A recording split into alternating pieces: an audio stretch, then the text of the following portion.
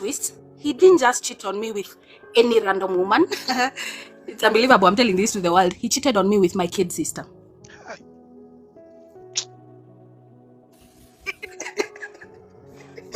Now I laugh. My people, now wetin dey happen for inside the world today? One of our Kenyan sister don burst out say her sister snatch her husband comot for her hand. Like seriously, what is going on? If you know the type of family you come from, ladies lis ten. If you know the type of family you come from, never you introduce your spouse to them, most especially your sister. Let's watch this video.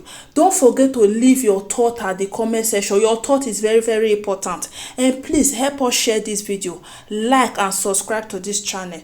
Thank you so much. They left me without money. He was using my money.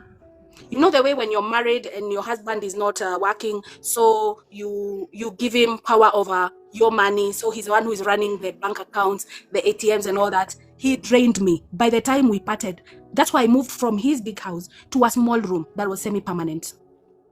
You understand? He drained me. They took all my money. They took everything. And when I left with my children and their clothes. I didn't even take my clothes. I left them. And plot twist, he didn't just cheat on me with any random woman. It's unbelievable. I'm telling this to the world. He cheated on me with my kid sister.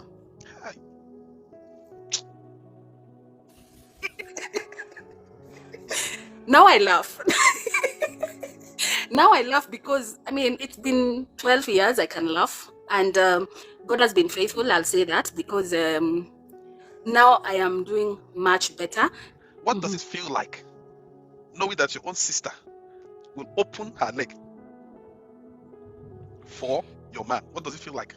Let me tell you something. It never occurred to me. I had a feeling this guy was cheating, but it never occurred to me it would be with my sister. I knew he was cheating. You know, a woman knows when their man is cheating. A woman knows. But let me tell you, that is the worst pain. And I'm speaking from the sister that was cheated on because I can't speak on her behalf. When I asked her how could she do that, she told me she wanted him and she was going to take him. Yes, I'm quoting her verbatim, what she said. She told me verbatim, and I quote, "I want him, I'm going to take him, and there's nothing you're going to do about it." And I realized these people can even off me. So I moved now even from the small house that he knew to another even more dingier house just to hide, because now I didn't know what they would do to me, because these are people who they were determined now even to finish me. You understand? Then how did you find out? To me, it would be with my sister. I knew he was cheating. You know, a woman knows when their man is cheating. A woman knows. But let me tell you, that is the worst pain. And I'm speaking from the sister that was cheated on because I can't speak on her behalf. When I asked her how could she do that, she told me she wanted him and she was going to take him. Yes, I'm quoting her verbatim, what she said. She told me verbatim, and I quote, "I want him, I'm going to take him, and there's nothing you're going to do about it." And I realized these people can even off me. So I moved now even from the small house that he knew to another even more dingier house just to hide, because now I didn't know what they would do to me, because these are people who they were determined now even to finish me. You understand? Then how did you find out? How did you find out that they were doing it? Actually, what happened was at some point he became very abusive, violent, and he beat me up. And that was it for me, because I grew up, when we were little, my mom used to be beaten by my dad and she left. I grew up being raised by a single mom. So I knew not to be abused physically. So he hit me once, he hit me twice. The third time he hit me, I fainted. And when I came back to consciousness, he had left, and he had left me with the kids, tiny kids in the house, and I had fainted. And then the gas was on. I had put some water on the stove, on the gas, because I wanted to make some porridge for my kids. And then I had a whole day, because he ran out and he went. I had a whole day to think, this guy can actually kill me. So I just started looking for work, because by then I was jobless. I had lost my very big job. I was jobless. I had a whole day to think, also think of, what if I harm him? What if when he comes, when he's drunk and he just blacks out? What if I do something bad to him? I played out all the scenarios in my head. I was like, so my kids will be left alone because I will go to prison and I will harm this guy. You understand? So by the time he came in the evening, I had already made so many calls. And then I sat him down. I sat him down the following day and I told him from yesterday, never ever touch me, because I will not be responsible for what I will do to you, because you usually go get drunk and you come and you black out on the couch. So when you're blacked out, anger will overcome me and I will do something very bad to you. So never ever in your life, never ever touch me. And number two, I am moving out. I am going to look for work and I am going with the kids. And he told me, no wife of mine will work, or if you're going to go, then just know we are done. And I was like, it's okay. I'm okay with not being married from now henceforth. I am fine. So I left. But a few months after, he looked for me. He wanted to apologize. And then all this time, I knew he had cheated on me with some woman he had said she's called Sandra, and they have a child together and all that. But Let me write that name. Let me write that name. See that name, Sandra. You see that name, Sandra. Sandra, Cynthia, and Damaka. You see these three names, Sandra, Cynthia. Continue. Wahala Pro Max. So now he came back. I allowed him to come back. So anyway, he stayed for a few months, and in the heat of the moment and all that, and I got pregnant with my last born. Don't bite my head off yet. No, Kiwi, listen. I'm listening.